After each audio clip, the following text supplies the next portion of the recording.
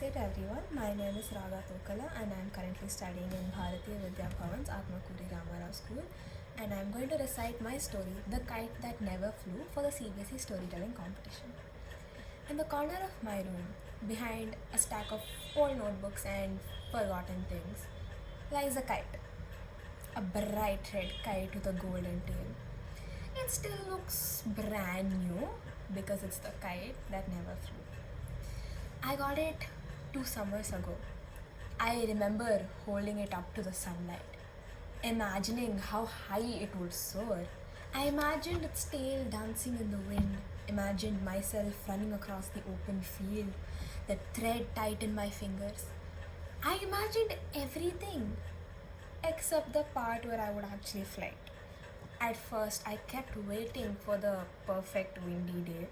Then I waited for someone to come with me, a cousin, a friend, anyone to, share the moment with. And then life got busy. School happened, assignments happened, and I kept delaying it. I told myself, later, I'll fly it later. And just like that, days turned into weeks, and then weeks turned into months. But the strange thing is, every single time I looked at that kite, something tugged at me. It was not guilt, it wasn't disappointment. It was just a quiet reminder of all of the things that I kept postponing. One evening, I picked it up again after a long time. Its paper was still crisp, the colors just as bright, but the thread had tangled itself into knots. Not because the kite was weak, but because I had left it untouched for so long. And in that moment, I realized something, that the kite wasn't the only thing I had never let fly. There were dreams I kept delaying because I thought it's not the right time for them. Ideas that I never tried because I just immediately assumed that they wouldn't work.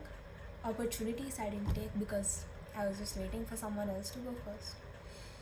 That kite had become a symbol of every little thing that I had quietly been shelving. A few weeks later, I finally took the kite outside. The sky was soft blue. The wind wasn't perfect, but it was just enough to try. I ran, I lifted the kite, and for a moment, just for a moment, it rose. And then the wind dipped and it fell back down. It still didn't fly. But this time, I wasn't disappointed because the lesson wasn't about making the kite fly high. It was about finally taking the first step.